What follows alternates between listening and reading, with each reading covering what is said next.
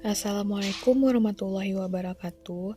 Perkenalkan, nama saya Fiona Azura Asril dengan NIM 210060096 dari Departemen Bimbingan dan Konseling. Baiklah, di sini saya akan menjelaskan materi tentang kepemimpinan pendidikan dengan dosen pengampu Bu Tia Ayuningrum, SPD, MPD. Adapun subpembahasannya yaitu yang pertama, pengertian kepemimpinan, yang kedua, fungsi kepemimpinan, yang ketiga, gaya kepemimpinan Capsek, dan yang terakhir, teori kepemimpinan pendidikan. Baiklah, langsung saja masuk ke pembahasan materi yang pertama, yaitu tentang pengertian kepemimpinan. Kepemimpinan yaitu kemampuan mempengaruhi perilaku orang lain dalam situasi tertentu agar bersedia bekerja sama untuk mencapai tujuan yang ditetapkan. Nah, menurut Rifai 2003, kepemimpinan ini adalah sebuah alat, sarana, atau proses untuk membujuk orang agar bersedia melakukan sesuatu secara sukarela. Ada beberapa faktor yang dapat menggerakkan orang itu, ya seperti karena ancaman, penghargaan, otoritas, dan bujukan. Sedangkan menurut Overton 2002, kepemimpinan ini merupakan kemampuan untuk memperoleh tindakan pekerjaan dengan penuh kepercayaan dan kerjasama. Pendapat Overton ini menekankan fokus kepemimpinan terhadap kemampuan seseorang memperoleh tindakan dari orang lain. Jadi, berdasarkan pendapat di atas dapat disimpulkan bahwa kepemimpinan ini merupakan proses mempengaruhi individu atau kelompok orang untuk melakukan sesuatu dengan sukarela, sehingga tercapai tujuan yang diinginkan. Artinya, dalam proses kepemimpinan ini ditemukan ada fungsi kepemimpin yang memberi pengaruh dan ada anggota yang menerima pengaruh tersebut. Materi yang kedua yaitu fungsi kepemimpinan. Menurut Afriansyah 2017, fungsi utama pemimpin pendidikan yaitu yang pertama, membantu terciptanya suasana persaudaraan, kerjasama dengan penuh rasa kebebasan.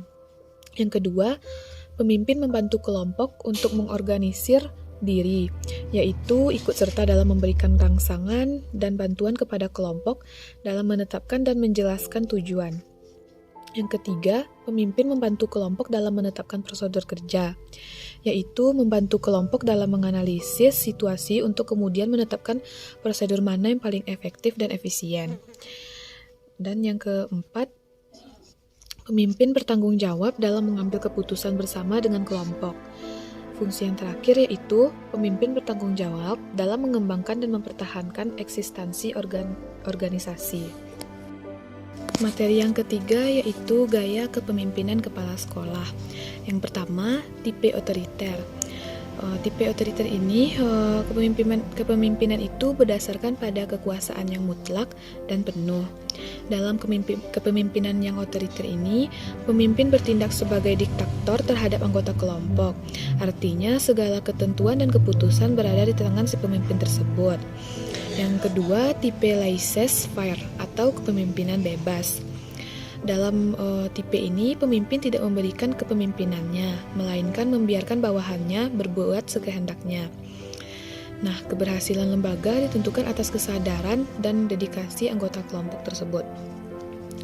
Tipe yang ketiga yaitu tipe demokratis, yaitu gaya atau cara memimpin yang demokratis dan bukan karena dipilihnya si pemimpin secara demokratis.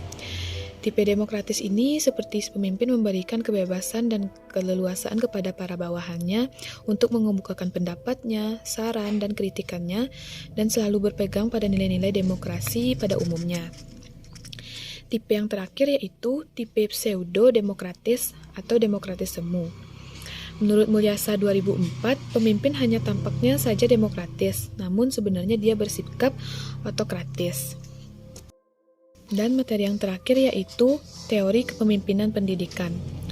Sharp dan Walter dalam Purwanto 2016 membagi perkembangan teori kepemimpinan ini menjadi 3 periode utama, yaitu yang pertama, teori kepemimpinan pendidikan tahun 1984. Pada masa ini, pemimpin berperan sebagai manajer menengah klasik.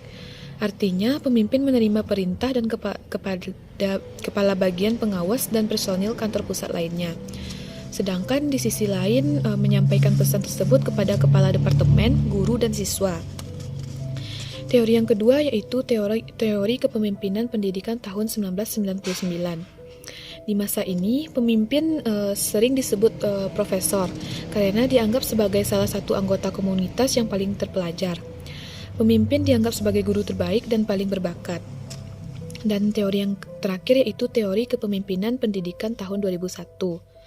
Pada tahun 2001, pekerjaan pemimpin ada dua, yaitu tantangan dan tuntutan. Karena pada masa ini merupakan masa perubahan zaman. Tuntutan yang besar dengan tantangan yang tinggi ini juga tetap berpotensi untuk memberikan penghargaan tinggi bagi pemimpin.